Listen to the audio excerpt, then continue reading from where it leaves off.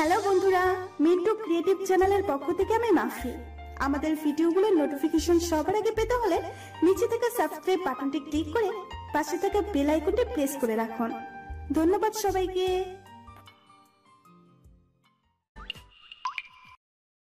ভরা বিয়ে বাড়িতে পাত্রীকে কাজে কবুল বলতে বলে পাত্রী রাজি হয় না। তার একটাই কথা, যতক্ষণ না ভাইয়া আসবে ততক্ষণ আমি কবুল বলবো না। পাত্রীর কথা শুনে পাত্রীর মা মীরা বেগম বলল, তুই কি বলছিস মা? ওরা অপেক্ষা করছে। তোর শ্বশুরবাড়ির লোক কি ভাবছে বলতো?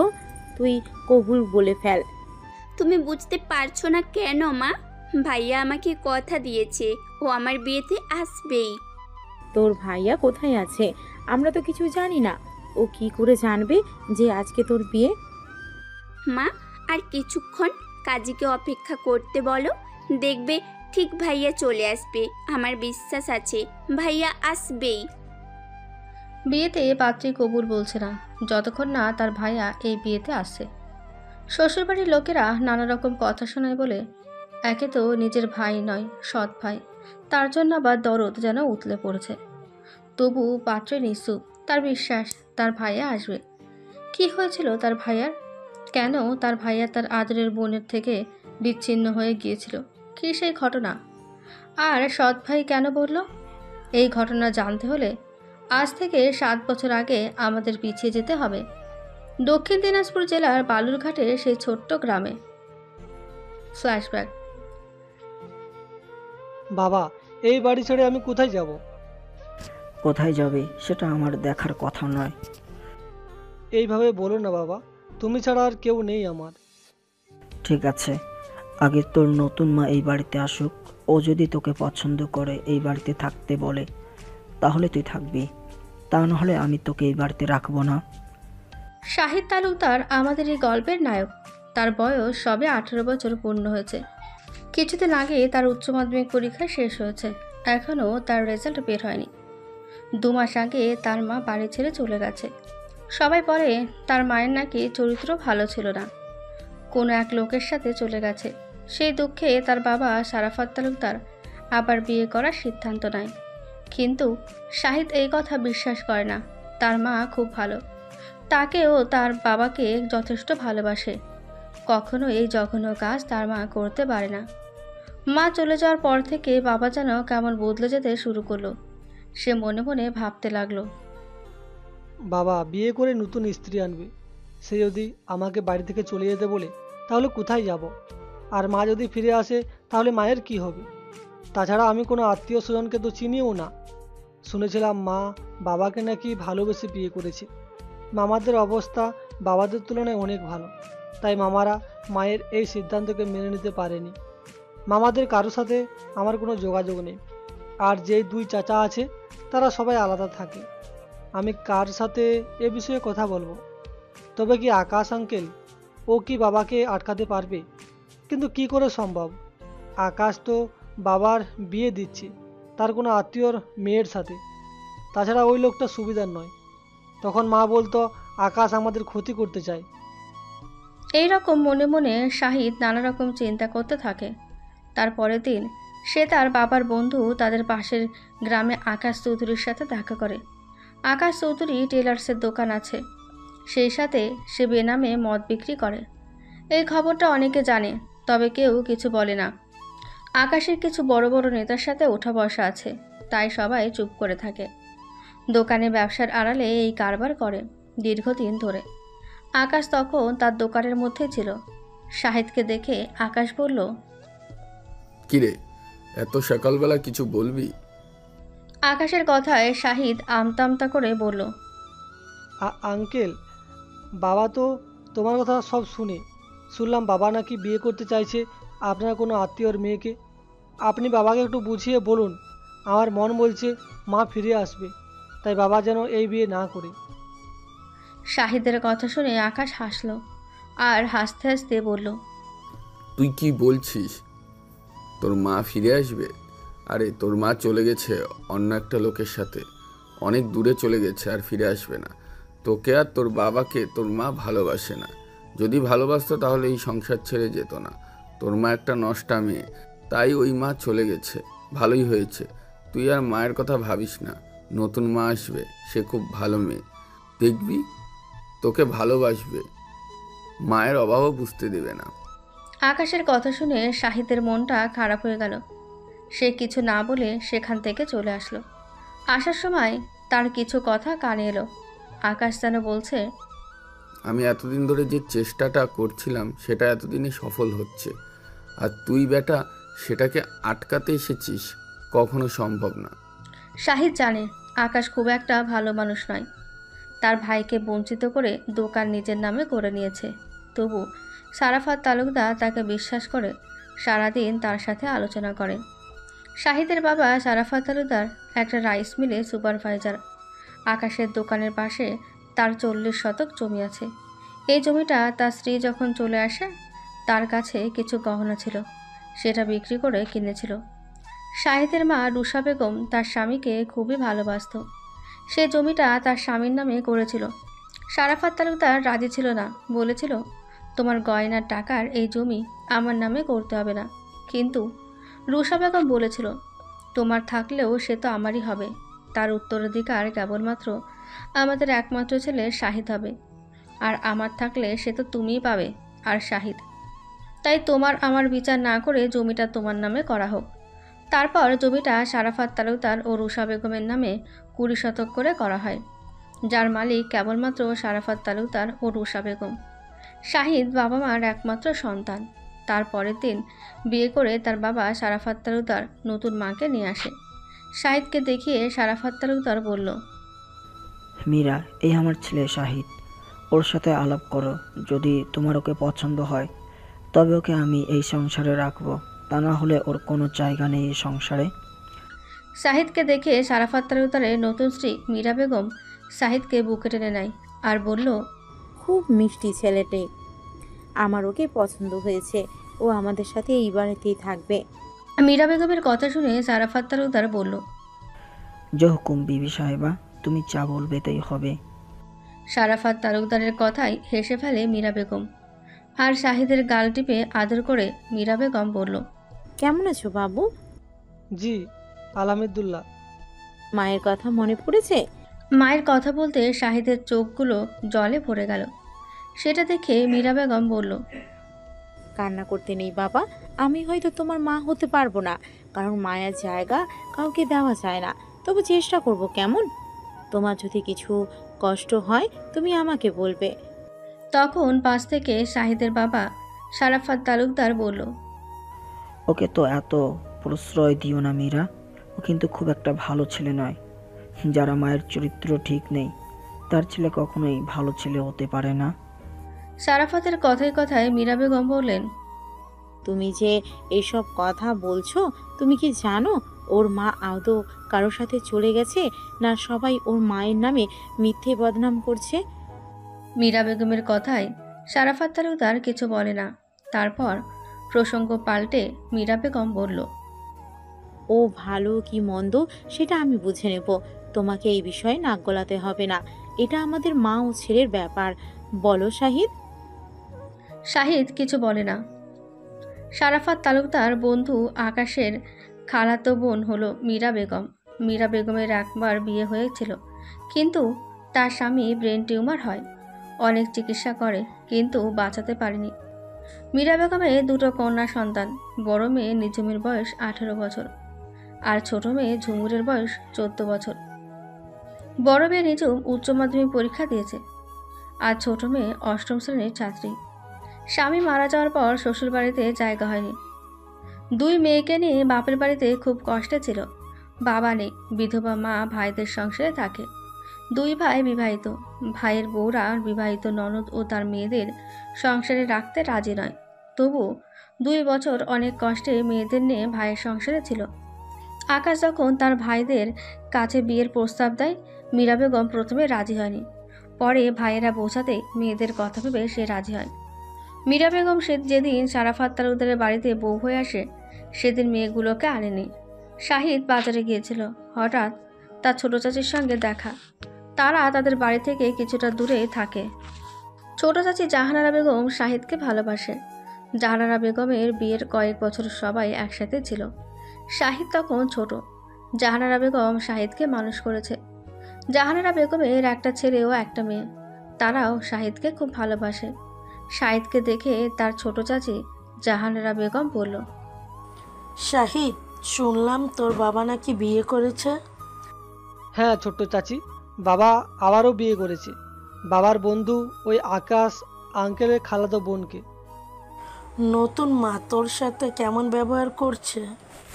ভালো ছোট মা। শুনলাম ওনার দুটো মেয়ে আছে, মেয়েগুলো এসেছে। মেয়েগুলো এখনও আসেনি, তবে আজকে আসবে। সেজন্য আমি বাজার করতে যাচ্ছি। বাবা শাহিদ, তুই একটু সাবধানে থাকবি। ছোট চাচি জাহানারা বেগমের কথা শুনে শাহিদ একটু অবাক হলো। তারপর সে বলল, কেন ছোট্ট চাচি এ কথা বলছো? তখনই জাহানারা বেগমের নজর যায় রাস্তার ওপারে। দেখে শাহিদের বাবা শারাফাত তালুকদার আসছে। জাহানারা বেগম বলল, এখন যা, তোর বাবা আসছে। তোর বাবা আবার বকাবকি করবে। জানিস তো তোর বাবা আবার আমাদেরকে দেখতে পারে না। কথাটা বলে জাহানারা বেগম চলে যায়। শাহিদকে দেখে তার বাবা বলল, শাহিদ, তুই তোর ছোট চাচির সাথে কি কথা বলেছিলিস? ছোট চাচি জিজ্ঞাসা করছিল আমার পড়াশোনা কেমন হচ্ছে আর কবে রেজাল্ট বেরোবে। ঠিক আছে, ওদের সাথে বেশি মেলামেশি করবি না। জানিস তো তোর চাচারা ভালো নয়, আমাদের নামে উল্টাপাল্টা কথা বলে বেড়াচ্ছে। আচ্ছা বাবা, ঠিক আছে। বিকেলের দিকে নিঝুম ও ঝুমুর দু বোনে আসে। ঝুমুর খুব মিষ্টি একটা মেয়ে, কিন্তু নিঝুম অহংকারী। একই মায়ের পেটে দু বোন, দেখলে মনে হবে না। শাহিদকে দেখে নিঝুম কিছু না বলেও ঝুমুর এসে বলল, ভাইয়া, তুমি কেমন আছো? জি আমি ভালো আছি। আমি কে বলো তো ভাইয়া? তুমি মীরা মায়ের মেয়ে? হুম, ঠিকই বলেছো ভাইয়া, আমি তোমার মীরা মায়ের মেয়ে। আমার নাম ঝুমুর, আমার 14 বছর বয়স, ক্লাস 8-এ পড়ি। এবার বলো তো আমাকে চিনলে কি করে? হুম হুম তোমাদের দু বোনের আজকে আসার কথা ছিল, আর তোমাদের নামগুলো মা বলেছিল, তাই চিনতে অসুবিধা হয়নি। তা তোমার আপু কোথায়? আপু ভেতরে আছে, মায়ের সাথে কথা বলছে। ভাইয়া জানো, আমি এবার তোমাদের স্কুলে ভর্তি হব। এ তো খুব ভালো কথা। আমি তোমার কাছে পড়তে বসবো। মা বলেছে তুমি নাকি পড়াশোনা খুব ভালো। ঝুমুর হাসি খুশি একটা মেয়ে, সহজেই সবার সাথে মিশে যেতে পারে। ঝুমুর যখন শাহিদের সাথে কথা বলছিল, তখন নিঝুম ঝুমুরকে বলল, ওকে অত কথা বলতে হবে কেন? ওকে আমাদের কেউ নয়। নিঝুমের কথা শুনে শাহিদের মনটা খারাপ হয়ে যায়। তখন ঝুমুর বলল, আপু, ও আমাদের ভাইয়া, ও তোর চেয়ে বড়, ওকে সম্মান দিয়ে কথা বলবি। সম্মান মাই ফুট। ওইসব বড় বড় কথা ছাড়, মা তোকে নাস্তা করতে ডাকছে। কথাটা বলেই নিঝুম কিছুটা জোর করে ঝুমুরকে নিয়ে ওখান থেকে নিয়ে চলে যায়। 1 সপ্তাহ পরে শাহিদের রেজাল্ট বের হয়। সে খুব ভালো রেজাল্ট করে, কিন্তু শাহিদের বাবা শারাফাত তালুকদার শাহিদকে বলল, শাহিদ, তোকে পড়াশোনা করতে হবে না। তুই আকাশের দোকানে কাজে ঢুকে যাবি। ওর দোকানে লোকের দরকার। সেদিন আকাশ বলছিল তোমার ছেলে কম্পিউটার জানে। আমার দোকানে কম্পিউটার জানা একটা ছেলের খুব প্রয়োজন। বাবার মুখ থেকে এই কথা শুনে শাহিদ বলল, কিন্তু বাবা, আমার যে পড়াশোনা করার খুব ইচ্ছা। মায়েরও তো ইচ্ছে ছিল পড়াশোনা করে আমি অনেক বড় চাকরি করব, অনেক বড় অফিসার হব। ওই চরিত্রহীন মহিলার কথা বলবি না। ও মা নামের কলঙ্ক। ও ভালোবেসে আমায় বিয়ে করলো, তারপর আমাকে ছেড়ে অন্য পরপুরুষের হাত ধরে চলে গেল। তারপর প্রসঙ্গ পাল্টে শারাফাত তালুকদার বলল, আর পড়াশোনার কথা বলছিস? তোর খরচ কে চালাবে? ইচ্ছা থাকলে তো হবে না। তোকে আমি পড়াবো। তারপর নিঝুম ঝুমুর এসেছে, ওদেরও তো খরচ আছে। আমার পক্ষে সম্ভব নয়। বেশি কথা বলবি না। তুই কাজে ঢুকে পড়বি।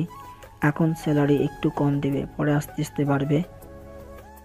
ওদের কথা শুনে পাশ থেকে মীরা বেগম বলল, এখন থেকে কেন শাহিদকে কাজ করতে হবে? ও গ্র্যাজুয়েশন কমপ্লিট করুক, তারপর তখন না হয় দেখা যাবে। আর আমার মেয়েদের খরচের কথা তোমাকে চিন্তা করতে হবে না। আমি বাড়িতে বসে সেলাইয়ের কাজ করব। আর নিঝুম এবার থেকে প্রাইভেট পড়িয়ে ওর খরচ চালাবে, আর ঝুমুরেরটা আমি ম্যানেজ করে দেব। মীরা বেগমের কথা শুনে রেগে গেল সারাফাত তালুকদার আর বলল, মীরা, আমাদের এই বিষয়ে তুমি কথা বলবে না।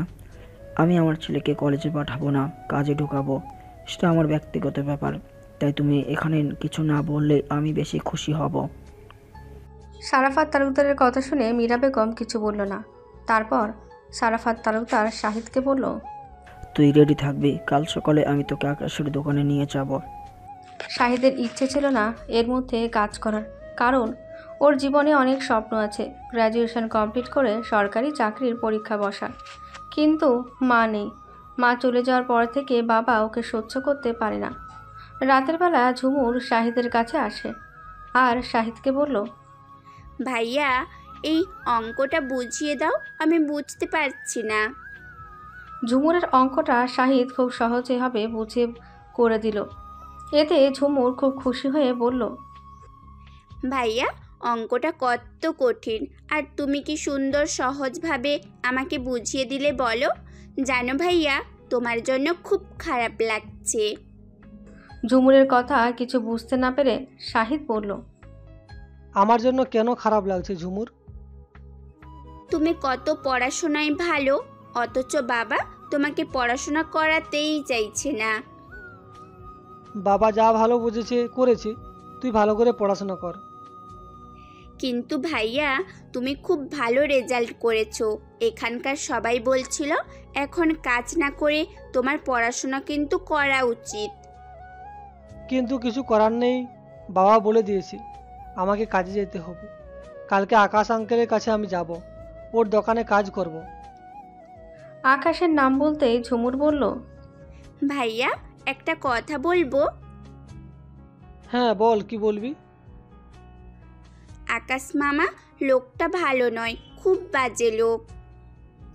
ঝুমুরের মুখ থেকে আকাশ চৌধুরীর কথা শুনে শাহিদ বলল, কেন এই কথা বলছিস? আকাশ আঙ্কেল কি করেছে? ঝুমুর কিছু বলতে যাবে কি তার আগেই নিঝুম ঝুমুরকে ডাকতে থাকে। তাই আকাশ চৌধুরীর সম্পর্কে শাহিদের আর কিছু শোনা হয় না। আকাশ চৌধুরী সারাফাত তালুকদারের খুব ঘনিষ্ঠ বন্ধু।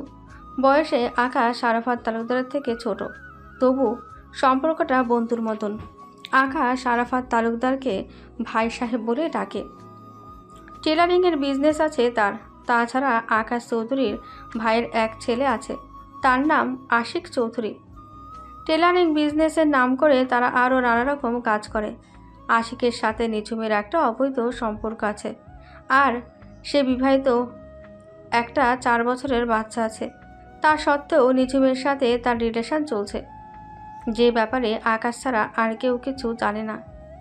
আকাশ চৌধুরীকে খুব বিশ্বাস করে সারাফাত তালুকদার। আকাশ যা বলে সারাফাত তালুকদার অন্তের মতো তাই মেনে চলে। তার পরের দিন শাহিদকে সারাফাত তালুকদার আকাশের কাছে নিয়ে যায়। আকাশ তখন দোকানে তার কর্মচারীদের কাজ বুঝিয়ে দিচ্ছিল। সারাফাত তালুকদারকে দেখে আকাশ বলল, ভাই সাহেব, তোমার ছেলেকে এনেছো? হ্যাঁ নিচ্ছি, কালকে তুই তো বললি ওকে নিয়ে আসার কথা। ঠিক আছে, ও ভিতরে এসে বসুক, আমি ওকে কি কাজ করতে হবে বলে দিচ্ছি। তারপর আকাশ ভেতরে গিয়ে বসে। সারাফাত তালুকদার আকাশের সাথে কিছু কথা বলে সে তার কাজে বেরিয়ে যায়। আকাশ শাহিদকে তার দোকানে কিছু কাজ বলে। শাহিদের ভালো না লাগলো কাজ করতে থাকে। কিছুদিনের মধ্যেই শাহিদ বুঝতে পারে আকাশ খারাপ কাজ করে বোনাস বেনামে মদ বিক্রি, যেটা শাহিদের পছন্দ নয়। একদিন আকাশ শাহিদকে বলল, শাহিদ, তুমি নিশ্চয়ই এতদিন বুঝে গেছো আর কি কাজ করি। এবার থেকে তোমাকে ওই কাজ করতে হবে। কি কাজ? রাতের বেলা বিভিন্ন জায়গায় মদ নিয়ে যেতে হবে।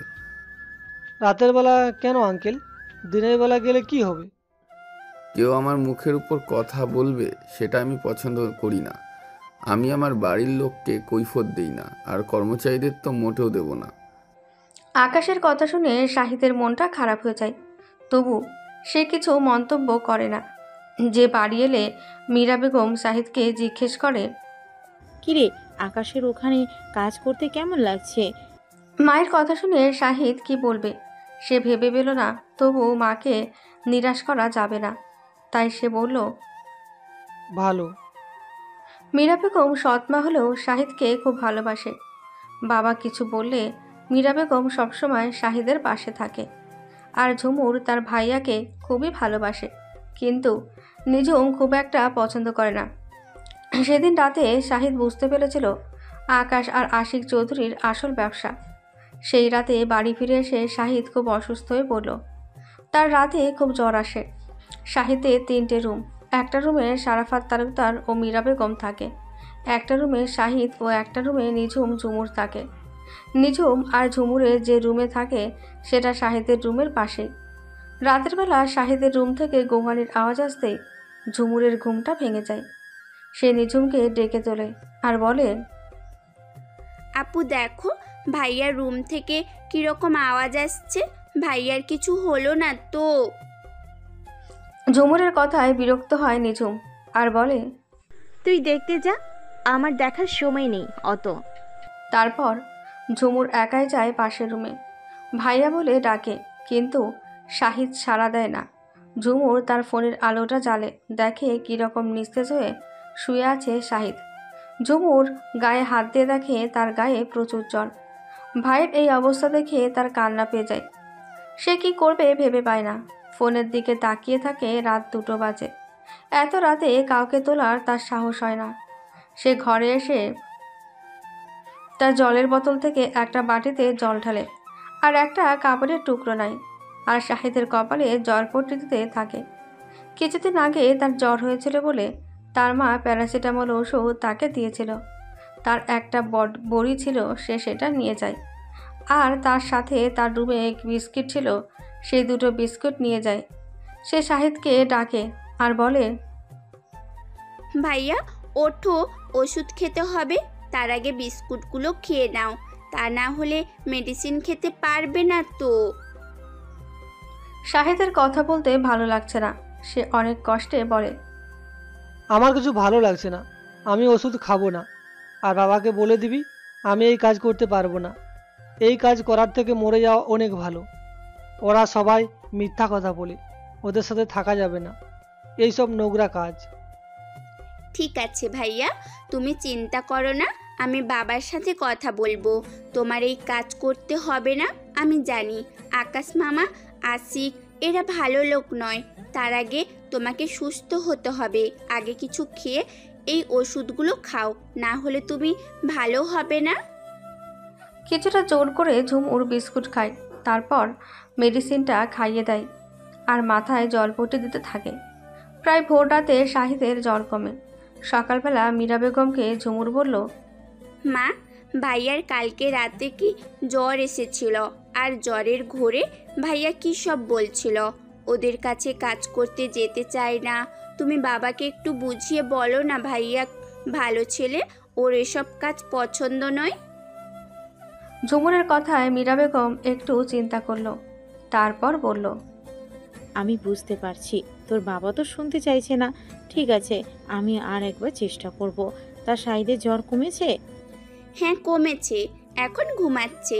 কালকে জলপট্টি দিয়েছি, আমার কাছে একটা জ্বরের মেডিসিন ছিল, সেটা খাইয়ে দিয়েছি। এখন আর গায়ে জ্বর নেই। ঝুমুরের সাথে আলোচনা করে মীরা বেগম সারাফাত তালুকদারকে বোঝালো আর বলল, দেখো ছেলের শরীর খারাপ, ও এখানে কাজ করতে চাইছে না, তাই ওকে জোর করে ওখানে কাজে পাঠিও না। শেষে যদি ও কিছু করে বসে তাহলে তো আমার ছেলেটাই যাবে, আর তো কারো কিছু হবে না। তাই তুমি বাবা একটু ভেবেচিন্তে সিদ্ধান্ত নেবে। মীরা বেগমের কথায় সারাফাত তালুকদার কি বুঝলো কে জানে। সে আর কিছু বলল না। প্রায় 1 সপ্তাহ হয়ে গেল শাহিদ কাজে যায় না। এদিকে আকাশ চিন্তা করতে থাকে সে কী করবে। সে তখন নিঝুমকে ডেকে পাঠালো আর বলল, আজকে যখন প্রাইভেট পড়ে বাড়ি যাবি তখন একবার আমার কাছে আসবি। কেন মামা, কি দরকার? দরকার আছে। ঠিক আছে মামা, স্যার 9টার সময় ছেড়ে দিবে, তারপর তোমার কাছে যাব। নিঝুম, তোর মা তো কিছু করছে না, সে এখন সারাফাতের সাথে সংসার নিয়ে ব্যস্ত হয়ে পড়েছে, তাই তোকে দায়িত্বটা পালন করতে হবে। ওই রোডের গায়ে জমির দলিলটা সারাফাত তালুকদার সই করিয়ে আমাকে দিতে হবে। কিন্তু মামা, আমি কি করে করব? তখন পাশ থেকে আকাশের ভাইপো আশিক বলল, কি করবে মানে? চাচা তো বলেছে উনি যখন ঘুমাবে তখন যেভাবে হোক সেটা করাতে। ওই জমিটা পেয়ে গেলে আমাদের কারবারটা তাহলে আরও বড় করা যাবে। ও ছোট রুমটার মধ্যেও কাজ করতে অসুবিধা হচ্ছে। ওই জমির উপর তাহলে একটা মদের বার তৈরি করা হবে। প্রচুর পয়সা, বুঝলি? তাহলে তোর কোন অভাব থাকবে না। তাহলে আমাকে কবে বিয়ে করছো? নিজুমের কথায় আশিক কিছু বলার আগেই আকাশ বলল, আমি তো বলছি ও তোকে বিয়ে করবে, তোর চিন্তা করতে হবে না। কিছুদিনের মধ্যে ওর বউকে ও ডিভোর্স দিয়ে দেবে, তারপর তোকে ঘরে তুলবে। কিন্তু তোমাদের ওখানকার আনোয়ার চাষের বউ বলেছিল ও নাকি ওর বউকে খুব ভালোবাসে, কখনোই ডিভোর্স করবে না। তখন আশিক বলল, কেবল এসব কথা, ওই সব লোকে কথায় কান দেবে না। আমি একটু সময় চাইছি, তারপর ওকে ডিভোর্স দিয়ে তোকে বিয়ে করব। আমাকে কিছুদিন সময় দে। তোর এই সবে 18 বছর পূর্ণ হলো, আর কিছুদিন যাক। তুই তো সবে কলেজে ভর্তি হয়েছিস, আগে পড়াশোনাটা শেষ কর। ওরা যখন কথাগুলো বলছিল তার কিছুটা দূরে শাহিদ দাঁড়িয়েছিল। শাহিদকে দেখে নিঝুম বলল, শাহিদ, তুমি ওখানে দাঁড়িয়ে আছো কেন? এতক্ষণ বুঝি আমাদের কথা শুনছিলে? না নিঝুম, আমি তোমাদের কথা শুনতে পাইনি। আমি তো দোকানে আমার খাবারের টিফিন চলে গিয়েছিলাম, ওটা আনতে গিয়েছি। তখন পাশ থেকে আকাশ বলল, কেন মিথ্যা কথা বলছিস তুই? এখানে চুরি করতে এসেছিস? তুই জানিস এই মেশিনগুলোর দাম কত? আমাকে কিছুদিন আগে সিরাজ বলেছিল তুই নাকি বলেছিস এইরকম মেশিন তোর খুব শখ, তুইও ভবিষ্যতে এইরকম কারবার করবি। তোর কারবার করা বের করছি, দাঁড়া আমি এখন তোর বাবাকে ফোন করে বলছি। ফোন করছি। না আঙ্কেল, আমি সত্যি বলছি, তোমাদের কথা আমি শুনিনি। তারপরও আকাশ শোনে না, সে তারাফাত তালুকদারকে ফোন দেয়। সারাফাত তালুকদার তখন বাড়িতে টিভি দেখছিল। হঠাৎ তার ফোনটা বাজায়, সে ফোনটা রিসিভ করে আর আকাশের উদ্দেশ্যে বলল, হ্যাঁ বল আকাশ, এত রাতে ফোন করেছিস কেন? ফোন করছি, দরকার আছে। তুই এখনই আমার সাথে দোকানে চলে আয়, তোকে একটা জিনিস দেখাবো। কোনো প্রশ্ন করবি না, তাড়াতাড়ি চলে আয়, এলেই সব জানতে পারবি। আকাশের কথা শুনে সারাফাত তালুকদার তাড়াতাড়ি বের হতে গেলেই মীরা বেগম বলল, কোথায় যাচ্ছ এত রাতে? আকাশ ফোন করেছিলি, কি দরকার আছে? তাড়াতাড়ি যেতে বললো, আমি এক্ষুনি চলে আসবো। আসার সময় নিঝুমকে নিয়ে আসবে, ও প্রাইভেট পড়তে গেছে। আজকে ওর কোচিংয়ে স্যার পরীক্ষা নেবে বলেছে, আসতে দেরি হবে। ওকে আর পায়েলের বাবা আনতে যাওয়ার কথা ছিল। তুমি যখন যাচ্ছ তাহলে ওদেরকে নিয়ে চলে আসবে। সারাফাত তালুকদার দোকানের সামনে গিয়ে দেখল আকাশ শাহিদের হাত ধরে দাঁড়িয়ে আছে, পাশে আশিক আর নিঝুম দাঁড়িয়ে আছে। সারাফাত তালুকদারকে দেখে আকাশ বলল, তোর ছেলে আজকে আমার দোকানে মেশিন চুরি করতে এসেছিল। আকাশের কথা শুনে সারাফাত তালুকদার অবাক হয়ে বলল, তুই কি বলছিস আকাশ? আমার ছেলে কখনো এই কাজ করতে পারে না। আমি প্রথম থেকেই তোমাকে বলেছি ভাই সাহেব, তোমার ছেলে ভালো নয়, তবুও তুমি আমার কথা বিশ্বাস করছো না। আজকে হাতে না হাতে আমি আশিক আর নিঝুমকে ধরেছি। নিঝুম এখানে কি করছে? ওর তো পড়তে যাওয়ার কথা। সারাফাত তালুকদারের কথা শুনে নিঝুম বলল, প্রাইভেট পড়তে গিয়েছিলাম আজকে, স্যার সকাল করে ছেড়ে দিয়েছে। আর আকাশ মামার সাথে দেখা হলো, বলল তোকে বাড়ি দিয়ে আসবো। আর যাওয়ার সময় দোকানে কি কাজ ছিল তাই এসেছিল। আর এসেই দেখে শাহিদ তখন শাটার খুলে দোকান থেকে মেশিন বার করছে। আকাশ মামা জিজ্ঞেস করতেই শাহিদ বলল, বেশ করছি। তারপর আকাশ মামা আশিককে ফোন করলো। আশিক পাশের ক্লাবে ছিল। শাহিদকে বারবার জিজ্ঞাসা করা সত্ত্বেও কিছু বলছিল না। তখন আকাশ মামা তোমাকে ফোন করলো, আমি নিজেই দেখেছি। ও মেশিন বার করছি আর কাকে যেন ফোন করে বলছি তুই তাড়াতাড়ি চলে আয়, এই মেশিনগুলোর দাম অনেক। ওর তখন মোট 4টে মেশিন বার করা হয়ে গেছে। শাহিদ বারবার বলার চেষ্টা করছিল, কিন্তু ওরা তিনজনে শাহিদকে কিছু বলার সুযোগ দিল না। সারাফাত তালুকদার নিশ্চুপ দেখে আকাশ বলল, দেখ, তুই হয়তো বিশ্বাস করিসনি, তাই আমি তোর ছেলেকে আটকে রেখে দেখলাম। আর যদি প্রাণ চাস দুটো ছেলেকে নিয়ে আয়। আশিক, তুই ওদের সাথে কথা বল। তোর ছেলে এর আগেও এখান থেকে মেশিন চুরি করার চেষ্টা করেছিল। তোর ছেলেকে আমি খুব বিশ্বাস করি, কিন্তু ও বিশ্বাসে সম্মান দিল না। যার মা খারাপ তার ছেলে কখনোই খারাপ হতে পারে না, আর তুই বারবার ছেলের জন্য পাগল হয়ে যাচ্ছিস। তারপর আকাশের ইশারায় আশিক দুটো লোককে সেখানে ডেকে নিয়ে আসে। আকাশ লোক দুটোকে উদ্দেশ্য করে বলে, তোমরাই বলো, শাহিদ এর আগে এই দোকান থেকে চুরি করার চেষ্টা করেনি? দুটো লোকের মধ্যে মনির বলে একটা লোক সারাফাতের উদ্দেশ্যে বলল, হ্যাঁ, শাহিদ এর আগেও দোকানের শাটার খুলেছিল। আমরা চলে আসায় কিছু করতে পারেনি। আমরা জিজ্ঞাসা করায় বলেছিল কাজ আছে। পরে আমরা আকাশ স্যারকে বলায় আকাশ স্যার বলল কী কাজ থাকতে পারে। ঠিক আছে, আমরা একদিন ফলো করব, দেখব কি করছে। আজকে বিকেল বেলা দোকান বন্ধ হয়ে গেছে, কিন্তু তার সত্ত্বেও সন্ধ্যের পর ওকে দোকানের সামনে ঘোরাঘুরি করতে দেখে আমাদের সন্দেহ হয়। আমরা আকাশ স্যারকে ফোন করি আর হাতে নাতে শাহিদকে ধরি। আমাদের কিছু কাজ থাকায় আমরা বাড়ি গিয়েছিলাম। আবার আপনি বিশ্বাস করেননি বলে আশিক ভাই আমাদের ডেকে নিয়ে এলো।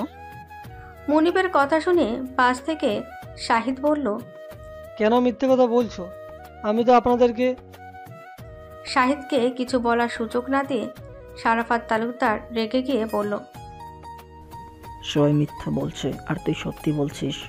তুই দূর হয়ে যা আমার চোখের সামনে থেকে। তুই বংশের কুলাঙ্গার। ঠিকই বলেছে, চরিত্রহীন মা, তার ছেলে চরিত্রহীন তো হবেই। তুই কখনো আসবি না আমার চোখের সামনে। আর ওই বাড়িতে ঢোকার তোর কোনো অধিকার নেই। তুই সব কিছুর অধিকার হারিয়েছিস। কথাটা বলে সারাফাত তালুকদার এক প্রকার শাহিদকে ধাক্কা দিয়ে ফেলে দেয় আর আকাশের উদ্দেশ্যে বলল, তুই এতদিন ঠিকই বলতিস, আমি তোর কথা বিশ্বাস করিনি। শুধু নিজের ছেলে বলে, কিন্তু না, শেষ পর্যন্ত ও চুরি করলো। ভাবা যায়, মা চরিত্রহীন, ছেলে চোর। শাহিদ দাঁড়িয়ে সব কথা শুনল। সে কিছু বলল না, নীরবে চোখের জল ফেলল। সে কি করবে, কোথায় যাবে কিছুই বুঝে উঠতে পারল না। সারা রাত স্টেশনে বসেছিল, কখন যে সকাল হয়ে গেছে খেয়ালই করেনি। ঠিক সেই সময় তাদের গ্রামের স্কুলের হেডমাস্টারের সাথে দেখা হলো। মাস্টারমশাই তাকে খুব ভালোবাসত। অনেকবার তাকে পড়াশোনা করার কথা বলেছিল, কিন্তু তার বাবা রাজি হয়নি বলে সে আর কলেজে ভর্তি হয়নি। শাহিদকে মনমরা দেখে হেডমাস্টার হামিদ মোল্লা এগিয়ে এলো আর শাহিদের মাথায় হাত দিয়ে তাকে জিজ্ঞাসা করলো, কি হয়েছে বাবা, তোমার মন খারাপ? আর এত সকাল স্টেশনে কোথাও যাচ্ছ নাকি?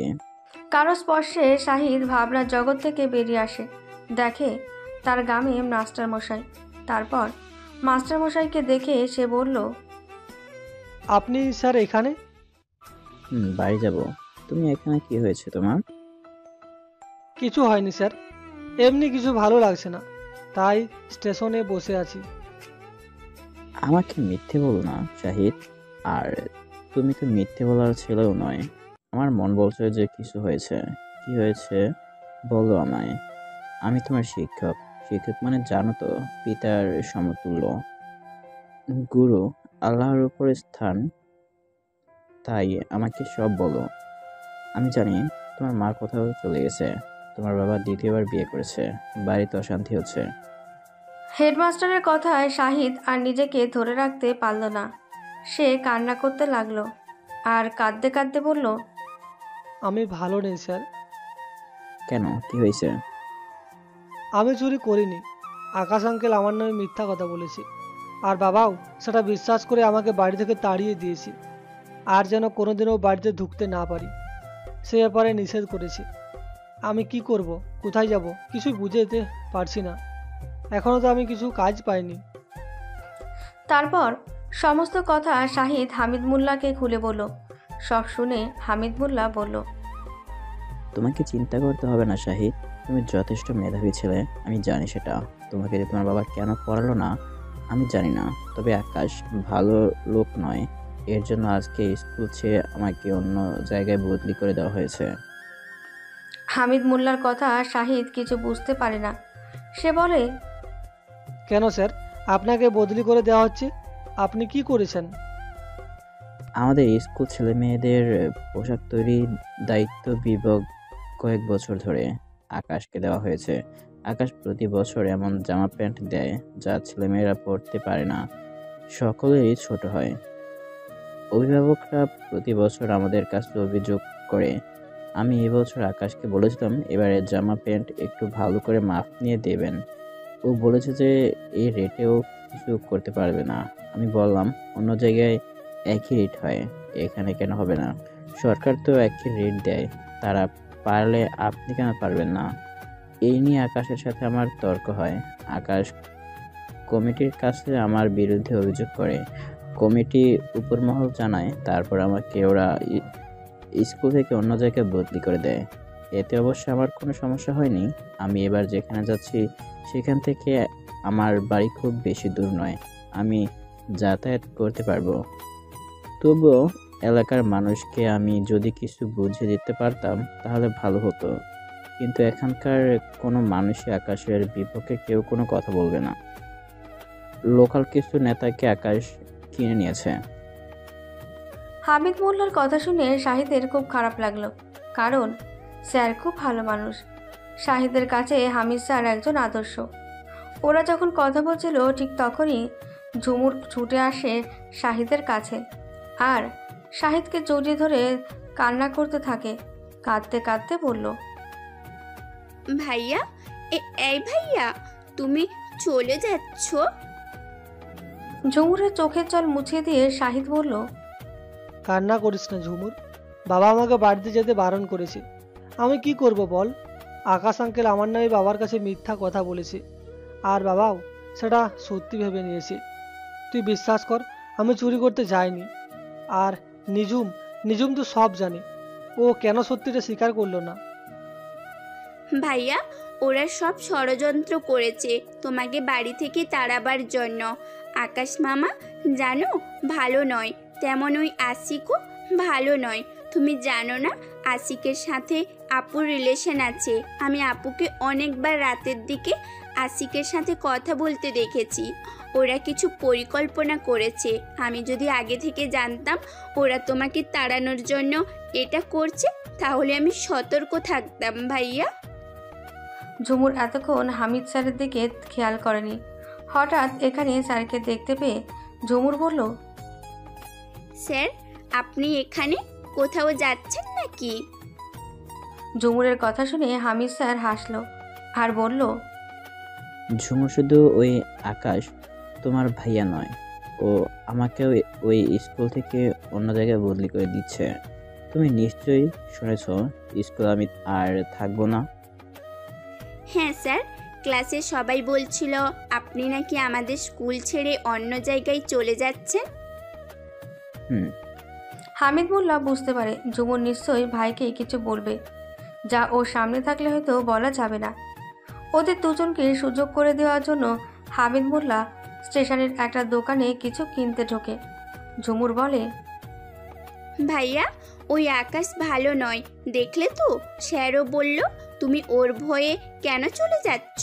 তুমি বাড়ি ফিরে চলো আর বাবার সাথে কথা বলো, বাবাকে বোঝাও, বাবা নিশ্চয়ই বুঝতে পারবে।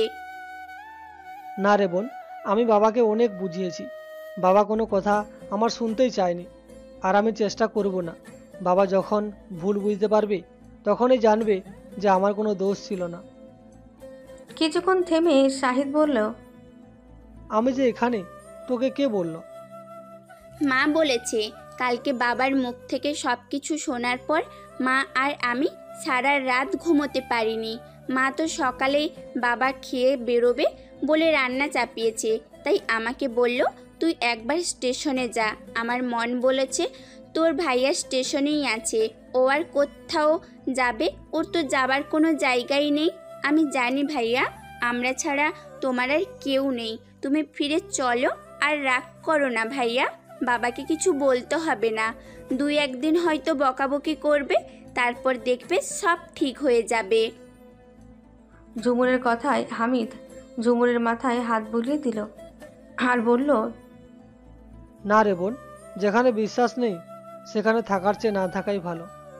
আমি বাবার কুলাঙ্গার সন্তান, তাই ওই বাড়িতে আমার কোনো জায়গা নেই। তুমি কোথায় যাবে, কি কাজ করবে? কিছু একটা করে নেব, যদি না পারি টেনে কুলিগিরি করব। শাহিদের কথায় ঝুমুর কান্না শুরু করে দিল আর কাঁদতে কাঁদতে বলল, ভাইয়া তবে কি আর আমাদের দেখা হবে না ভাইয়া? কে বলল দেখা হবে না? তুমি যে চলে যাচ্ছ আমাদেরকে ছেড়ে। ঝুমুরকে সান্ত্বনা দিয়ে শাহিদ বলল, তুই চিন্তা করিস না, আমি যেখানেই থাকি তোর বিয়ের সময় আমি ঠিক তোর বিয়ের আসরে হাজির হয়ে যাব। বড় ভাই হই না, কত দায়িত্ব আমার। শাহিদের কথায় ঝুমুর কান্না বন্ধ করে হাসতে লাগলো আর বলল, ঠিক আছে ভাইয়া, তবে তাই হোক। আমি আর তোমাকে জোর করব না, তবে তুমি যেখানেই থাকো আমার বিয়েতে কিন্তু তুমি আসবে। আর তুমি না আসা পর্যন্ত আমি কিন্তু কবুল বলবো না, এটা আমার ওয়াদা, তোমাকে আসতেই হবে। শাহিদ তার বোনের কথায় বোনের কপালে স্নেহের চুম্বন দিল আর বলল, আমি কথা দিলাম, আমি যেখানে থাকি তোর বিয়ের সময় আমি ঠিক হাজির হব, সে যেভাবেই হোক। তুই কোনো চিন্তা করিস না, তুই ভালো থাকবি আর বাড়ির সকলে খেয়াল রাখবি। ট্রেন আসছে, আমি উঠে পড়ছি। যদি আল্লাহ চায় তাহলে আমাদের আবারও দেখা হবে ইনশাল্লাহ।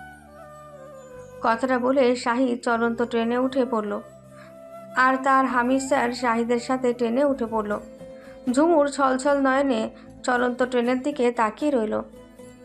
ট্রেনের মধ্যে পাশাপাশি বসে আছে শাহিদ আর হামিদ স্যার।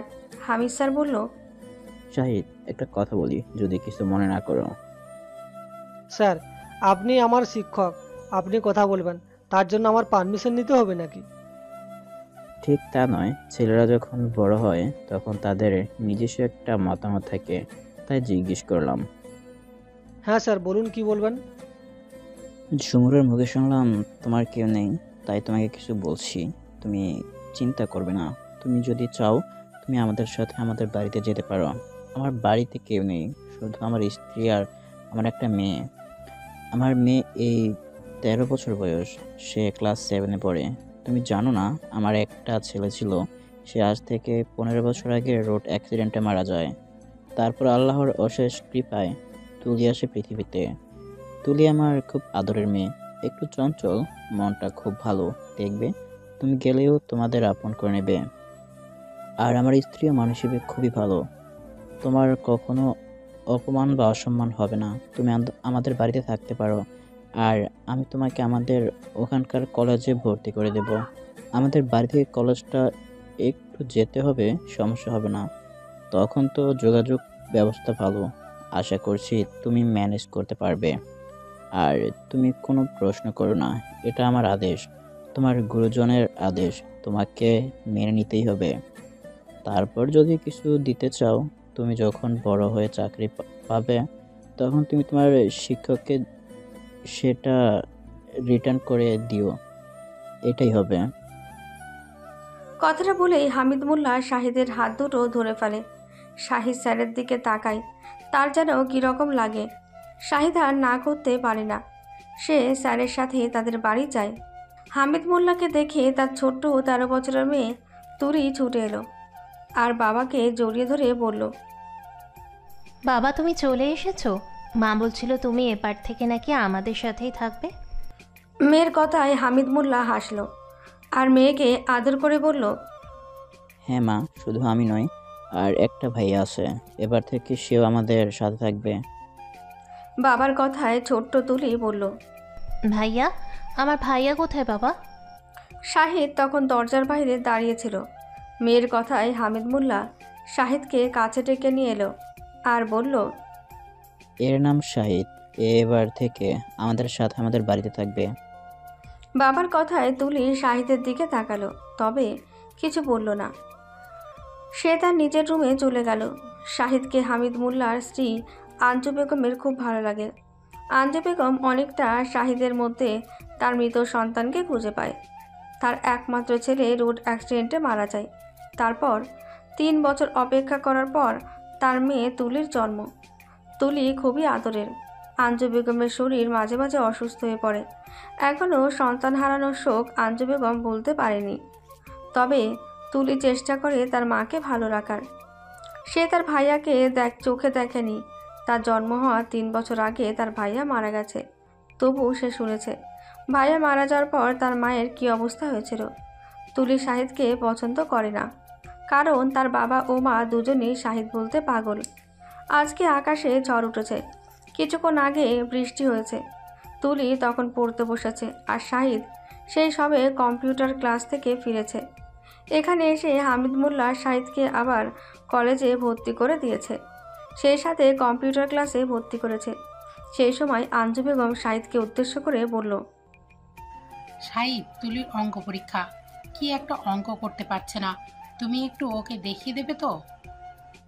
ঠিক আছে আন্টি, তুলিকে আমার কাছে পাঠিয়ে দিন। ঠিক আছে বাবা, ও যা লাজুক মেয়ে, আসবে তোমার কাছে। তবুও আমি বলছি, সকাল থেকে মনটা খারাপ, অঙ্কটা খুব ইম্পর্টেন্ট, স্কুলের স্যার বলে দিয়েছে পরীক্ষায় হয়তো আসতে পারে, কিন্তু তুলি অঙ্কটা বুঝতে পারছে না। স্কুলের অঙ্কটা যেদিন করাই সেদিন স্কুলে যায়নি, আবার প্রাইভেট স্যার যখন করিয়েছে তখন ওর শরীর খারাপ ছিল, পড়তে যেতে পারেনি। তোমাদের স্যার আবার 2 দিন হলো তার বোনের বাড়িতে গেছে, পরশুদিন পরীক্ষা। তারপর আঞ্জু বেগম তুলির রুমে এলো আর তুলিকে উদ্দেশ্য করে বলল, তুলি, তোর শহীদ ভাই এসে গেছে। শহীদ ভাই বলেছে ওর কাছে যেতে, আর তোর বাবাও বলেছিল শহীদ নাকি সায়েন্সে খুব ভালো ছেলে। মায়ের কথায় রেগে যায় তুলি আর বলে, দরকার নেই, অত উপকার করতে হবে না। কাল সকালে মিতু আসবে, ও আমাকে বুঝিয়ে দেবে। এটা কি কথা? তুই তো বললি যে আমি অঙ্ক বুঝতে পারছি না, আর মিতুর থেকে শহীদ তোকে ভালো বোঝাবে।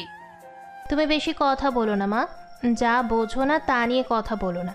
এখন যাও, আমার সামনে থেকে, আমার পরীক্ষা, আমি এখন পড়ছি। মেয়ে যে শাহিদকে পছন্দ করে না সেটা আঞ্জু বেগম জানে, তাই আর তার মেয়েকে ঘাটানোর সাহস হলো না।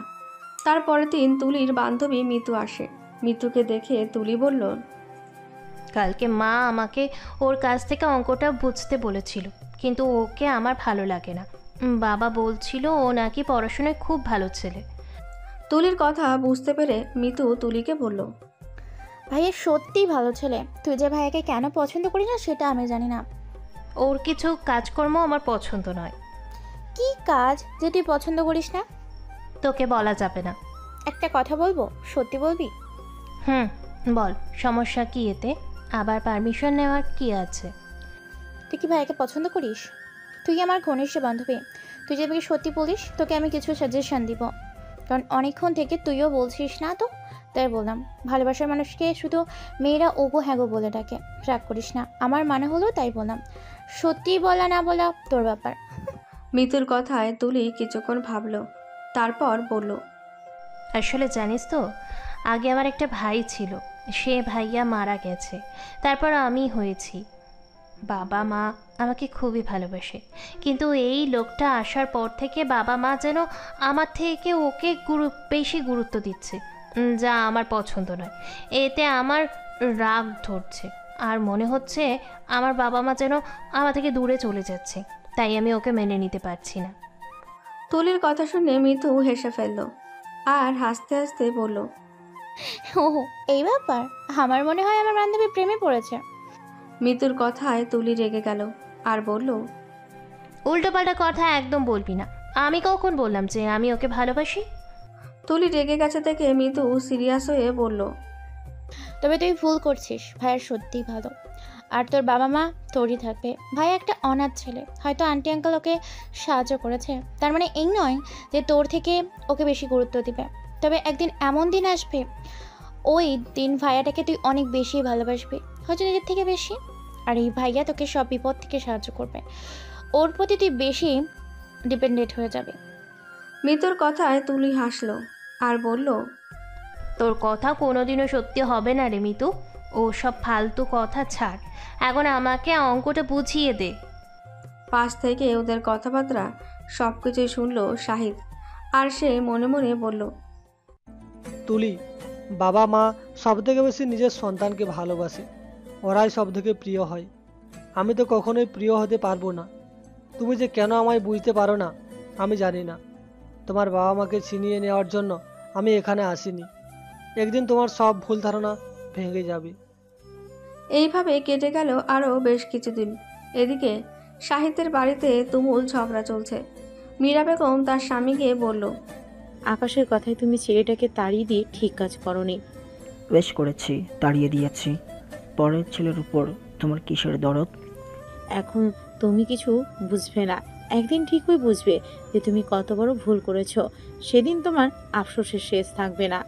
রাতের বেলা সারাফাত তালুকদার ঘুমিয়ে পড়লেই মীরা বেগম ঝুমুরের কাছে যায় আর ঝুমুরকে গিয়ে বলে, ঝুমুর, হ্যাঁ মা, বলো। তো শাহিদ ভাইয়ার ফোন নাম্বারটা তুই জানিস তো? তুই এখন নাম্বারটা বল, আমি শাহিদকে ফোন করব। আজ কতদিন হয়ে গেল ছেলেটার সাথে আমার কথা হয় না। তোর বাবা বুঝতে পারছে না কেন যে এই আকাশকে বিশ্বাস করছে। মায়ের কথা শুনে ঝুমুর বলল, মা, আমি একদিন আপুর ফোন থেকে ফোন করেছিলাম, কিন্তু ভাইয়ার ফোন সুইচ অফ। তুমি বলছো আকাশ মামাকে বিশ্বাস করা উচিত হয়নি, কিন্তু মা, আপু কি করেছে? আপু এটা ঠিক কাজ করছে না। আশিক ভালো ছেলে নয়, আপুর থেকে বয়সে অনেক বড়, তারপর বিবাহিত, একটা ছোট্ট বাচ্চাও আছে। সবই বুঝি, কিন্তু কি করব, মেয়েটা যে কথা শুনতে চাইছে না। একদিন দেখবে আপুকে এর মূল্য দিতেই হবে। মীরা বেগম ও ঝুমুরের কথার মাঝে রুমে প্রবেশ করে নিঝুম আর ঝুমুরকে উদ্দেশ্য করে বলে, কাকে কি মূল্য দিতে হবে? ঝুমুর, কি আলোচনা করছিস মা আর তুই মিলে? নিঝুমের কথায় ঝুমুর বলল, না আপু, সেরকম কিছুই নয়। মা বলছিল আমি পড়াশোনা ভালো করি না, সেই জন্য এর মূল্য আমাকে দিতেই হবে। পড়াশোনা ভালো করলে তবে তো জীবনে স্বাবলম্বী হব। নিজেরা স্বাবলম্বী না হলে পরের উপর নির্ভর করে বেঁচে থাকতে যে হবে, সেটা ভালো জিনিস নয়। এত খরচ করে পড়াচ্ছে, তাই ওদের কথাটা আমাদের তো ভাবতে হবে। আমাদের দুজনকে মানুষ করার জন্য মা কত স্যাক্রিফাইস করেছে বল। কথাটা বলে ঝুমুর তার মায়ের দিকে তাকালেই তার মা মীরা বেগম বলল, তোরা ঘুমিয়ে পড়, তোর বাবা আবার জেগে গেলে ডাকাডাকি করবে। তারপরের দিন নিঝুম আশিককে বলল, আর কতদিন আশিক, আর কতদিন সহ্য করব বলো তুমি? তুই বুঝতে পারছ না কেন? বোকা মেয়ে, আর কিছুদিন সহ্য করলে সব কিছু ঠিক হয়ে যাবে। তারপরে তো আমি তোমাকে বিয়ে করব। কিন্তু তুমি তো এখনো পর্যন্ত তোমার বউকে ডিভোর্স দিচ্ছ না। ডিভোর্স দেবো, শুধু তোমাকে যে কাজটা করতে বলেছি সেটাও আগে করো।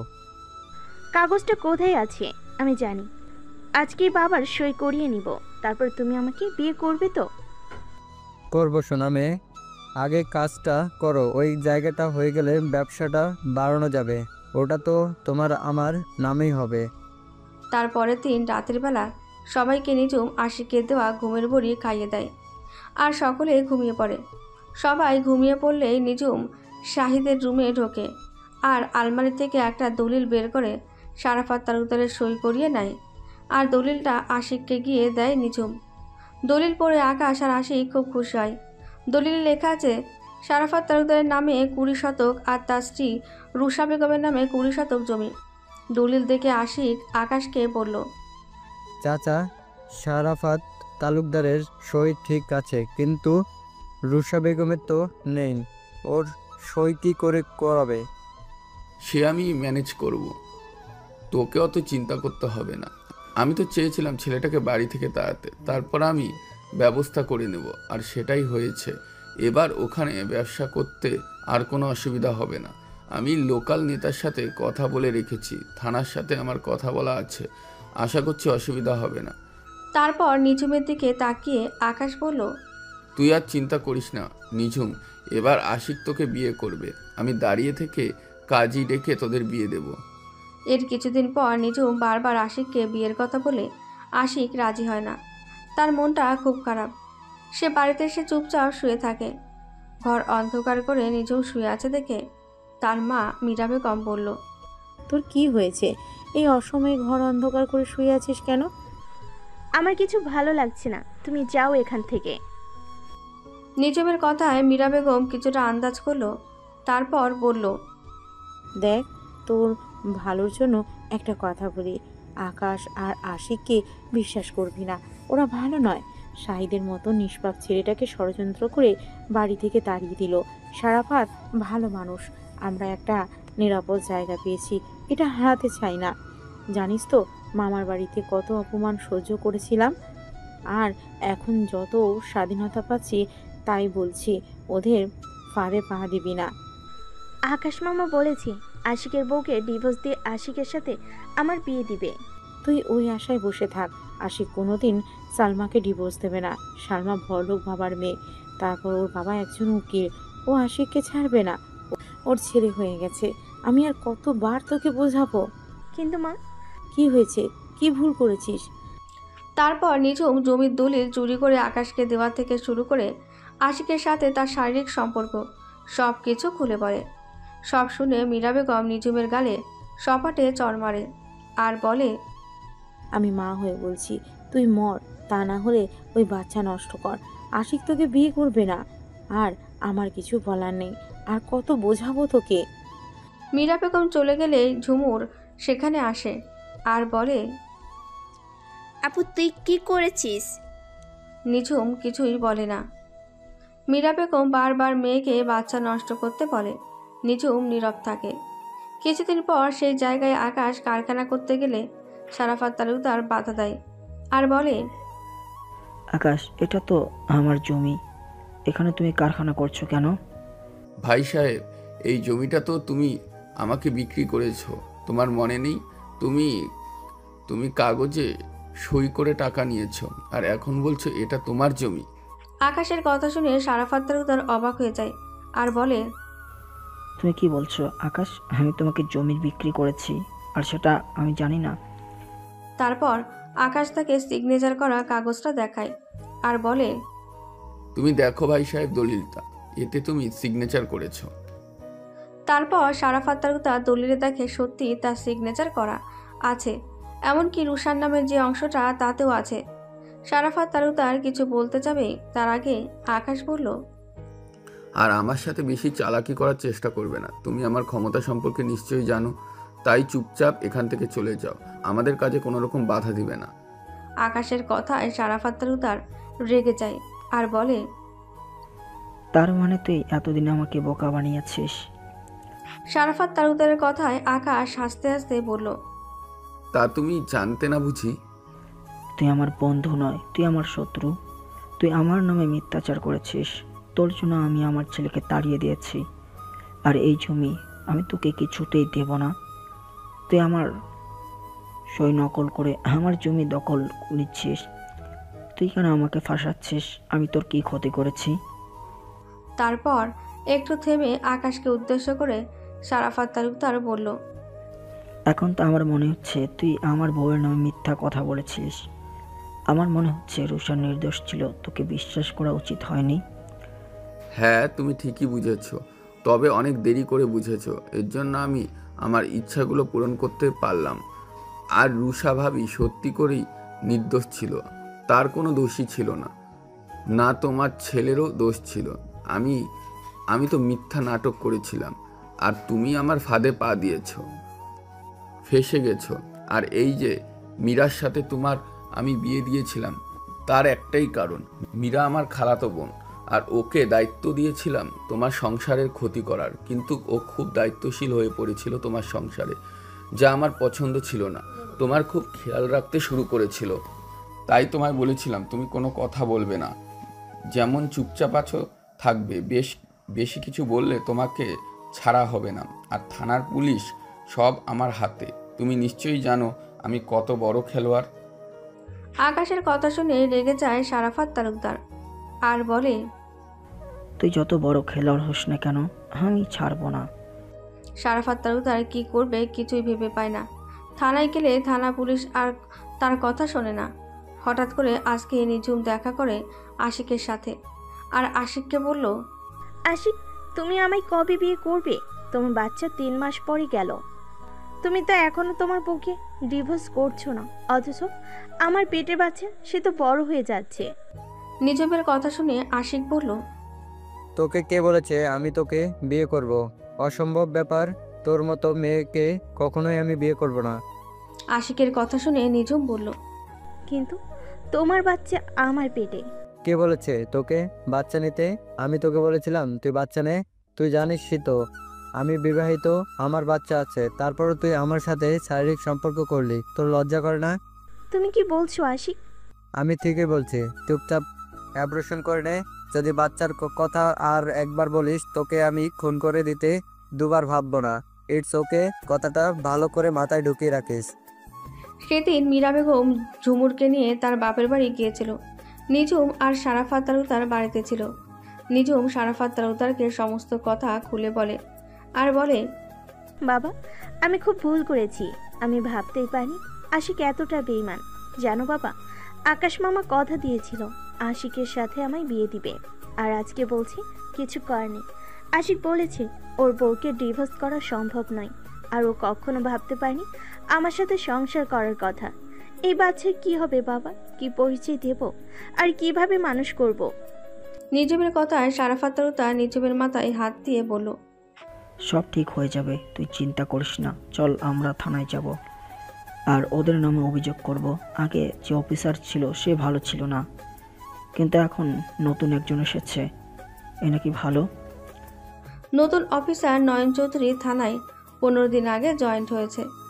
তার পরের দিন তারা ঠিক করলো থানায় গিয়ে কমপ্লেন করবে।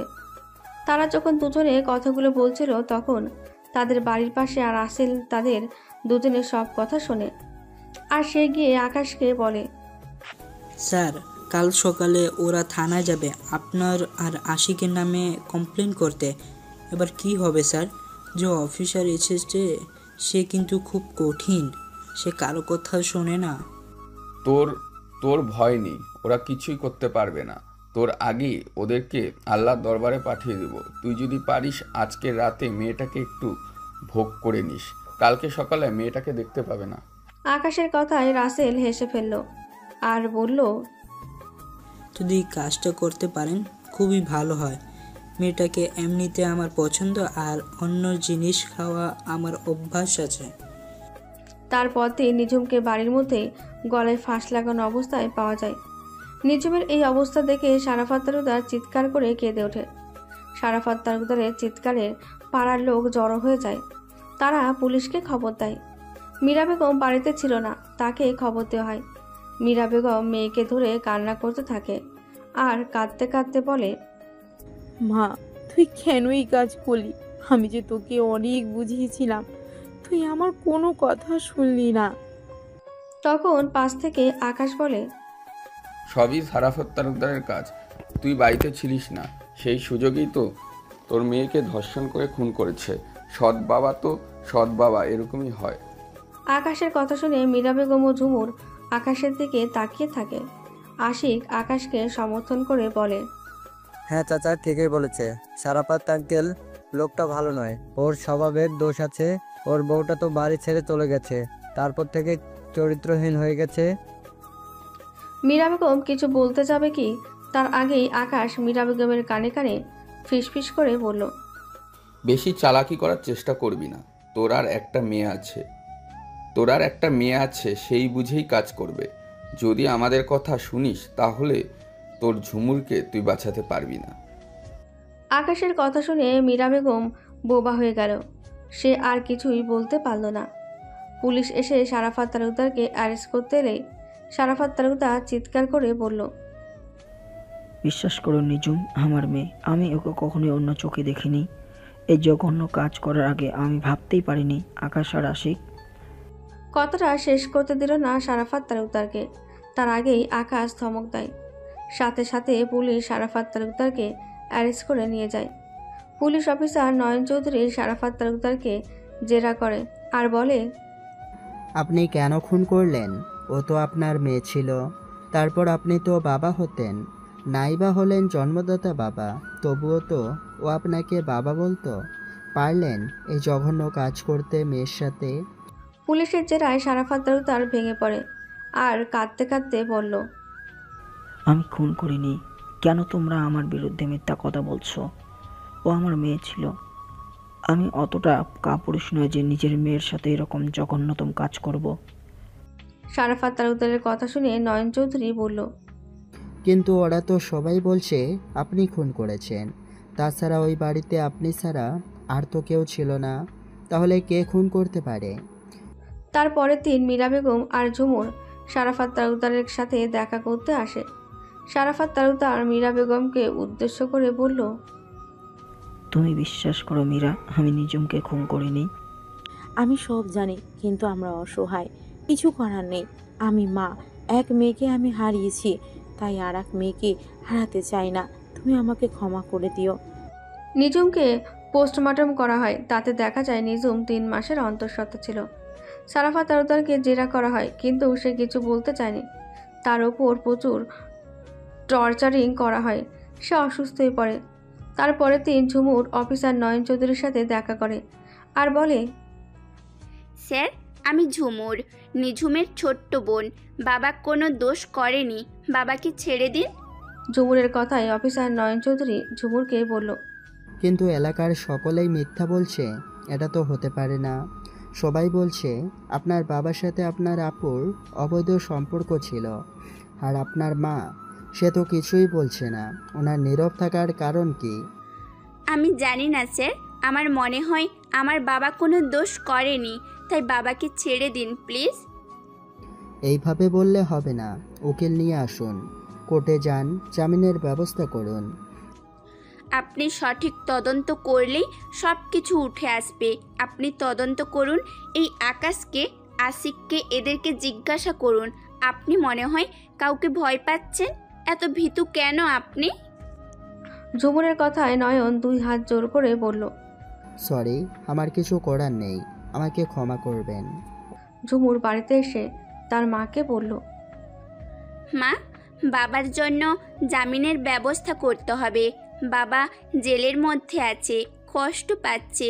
আর কেউ নাই জানুক, আমরা তো জানি বাবা কোনো অপরাধ করেনি। যে কাজ বাবা করেনি তার শাস্তি কেন বাবা পাবে বলো? ঝুমুর যখন কথাগুলো বলছিল তখন পাশ থেকে আকাশ কথাটা শুনে, মীরা, তোর মেয়েকে সাবধান কর। ও ছোট বলে কিছু বলছি না, তার মানে এই নয় যে ওকে ছেড়ে দেব। ওকে ভালো করে বুঝিয়ে বললাম, বাকিটা তোর দায়িত্ব। তুই যদি মেয়ের ভালো চাস তাহলে তোর সাথে তোর মেয়ের মুখটাও বন্ধ করতে বল। তা না হলে ভবিষ্যতের ফল কিন্তু ভালো হবে না। চরম মূল্য দিতে হবে তোর ওই ছোট মেয়েটাকেও। হয়তো বড় মেয়েটার মতন আল্লাহর কাছে একদিন চলে যাবে তোর এই আদরের ছোট মেয়েটাও। আকাশের কথায় মীরা বেগম আর্তনাদ গড়ে ওঠে আর বলে, না ভাই, এই কথা বলিস না। ও ছোট, আমি ওকে বুঝিয়ে বলছি। ও আর কিছু বলবে না, ওকে ক্ষমা করে দিস। কথাটা বলেই আকাশ চলে যায়। মীরা বেগম ঝুমুরকে জড়িয়ে ধরে কান্না করতে থাকে আর বলে, আমরা এখানে থাকবো না, আমরা আজকে রাতেই চলে যাব। তা না হলে ওই আকাশ আর আশিক আমাদের ছাড়বে না। কিন্তু মা, আমরা যাব কোথায়? আমাদের তো পরিচিত কোনো জায়গাই নেই যেখানে গেলে আমরা এই শকুনির নজর থেকে আমরা বাঁচব। জানি না মা, যেখানে হোক চলে যাব। আমি সব হারিয়ে তোকে নিয়ে আছি, তাই তোকে আমি হারাতে চাই না। তুই আমার বেঁচে থাকার একমাত্র অবলম্বন, তুই আমার নিঃশ্বাস। তোকে আমি আমার জীবন দিয়ে হলেও আগলে রাখবো। মা, আমার শাহিদ ভাইয়ার কথা খুব মনে পড়ছে মা। ভাইয়াকে ওরা কিভাবে মিথ্যে অপবাদ দিয়ে তাড়িয়ে দিল বলো? ভাইয়া দোষী ছিল না মা। চুপ কর, কেউ শুনতে পেয়ে যাবে। কাল সকালে আমরা এখান থেকে চলে যাব। তারপরের দিন মীরা বেগম ঝুমুরকে নিয়ে যখন বাড়ি থেকে বের হচ্ছিল, ঠিক তখনই আকাশের স্ত্রী চৈতালি তাকে ধরে আর বলে, আপু, আপনি এত ভীতু ওই শয়তানকে শাস্তি না দিয়ে চলে যাচ্ছেন? চৈতালি বেগমের কথায় মীরা বেগম তখন চৈতালির দিকে তাকায়। চৈতালি বেগম মীরা বেগমকে উদ্দেশ্য করে বলল, আমি সব জানি, আমাকে আর কিছু বলতে হবে না। আমি জানি নিঝুম আত্মহত্যা করেনি। ওই আকাশ আর আশিক আর ওদের চেলা রাসেল এই কাজ করেছে। ওরা নিঝুমকে খুন করেছে। আর ওই নিরীহ শারাফাত তালুকদারের নামে মিথ্যা অপবাদ দিয়ে তাকে জেলে ঢুকিয়েছে। ওর ছেলেকে মিথ্যা চুরির বদনাম দিয়ে তাকে ঘর ছাড়া করেছে। আর ওর মায়ের নামে মিথ্যা চরিত্রহীন নামে কলঙ্ক রটিয়েছে। আমি জানি এসবের পেছনে ওরাই আছে, কিন্তু এই এলাকায় এমন কোনো লোক নেই যে ওর বিরুদ্ধে কথা বলবে। এমনকি পুলিশ অফিসারকেও টাকা দিয়ে কিনে নিয়েছে। কিন্তু আপু, একদিন কেউ তো আসবে যে ওই নিকৃষ্ট মনের পাপীদের শাস্তি দেবে। আমাদেরকে সেই সময়টার জন্য অপেক্ষা করতে হবে। চৈতালি বেগমের কথা শুনে মীরা বেগম বলল, কিন্তু তুমি আকাশের স্ত্রী, তুমি এসব কথা বলছো কেন? আপনি কি ভেবেছেন আমি আমার স্বামীর নোংরামি কিছু জানি না? আমি সব জানি। শুধু আমি আমার সন্তানদের জন্য মুখ বন্ধ করে থাকি। নিঝুম তো চলে গেছে, নিঝুমের সাথে কী নোংরামি হয়েছিল আমি সবটাই জানি। কিন্তু নিঝুমের সাথে আমি ওই সব হতে দেব না। আমি ঝুমুরকে আমার এক আত্মীয়ের বাড়িতে রেখে আসব।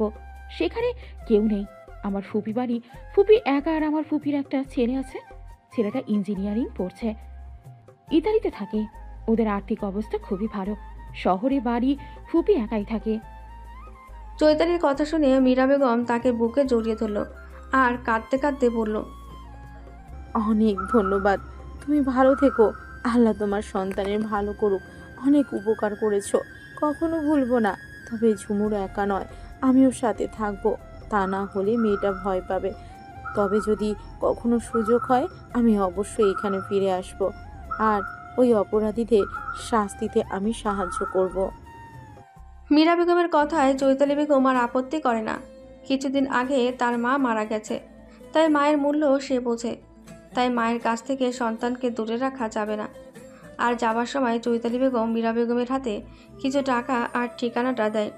মীরা বেগম ঝুমুরকে নিয়ে সেখান থেকে চলে যায়। আকাশ বাড়িতে এসে জানতে পারে ঝুমুরকে নিয়ে মীরা বেগম চলে গেছে। তার সন্দেহ হয় চৈতালি বেগমের ওপর। রাসেল দেখেছে চৈতালি বেগমকে মীরা বেগমের বাড়িতে যেতে। আকাশ চৈতালি বেগমকে খুব মারধর করে আর হুমকি সুরে বলে, তুই মীরাকে পালাতে সাহায্য করেছিস, তাকে ছাড়বো না। তুই ভালো মানসিকতা দেখিয়েছিস, তো এর জন্যই তোকে শাস্তি পেতে হবে। আজকে থেকে তুই রুমে বন্দি হয়ে থাকবি। আকাশের কথা শুনে চৈতালি বেগম বলল, তুমি তো আর 10 বছর ধরে আমাকে বন্দি করে রেখেছ, আবার নতুন করে কি বন্দি করে রেখে দেবে? কিন্তু আকাশ ও চৈতালি বেগমের ছেলে মেয়েরা খুব কান্নাকাটি করছে।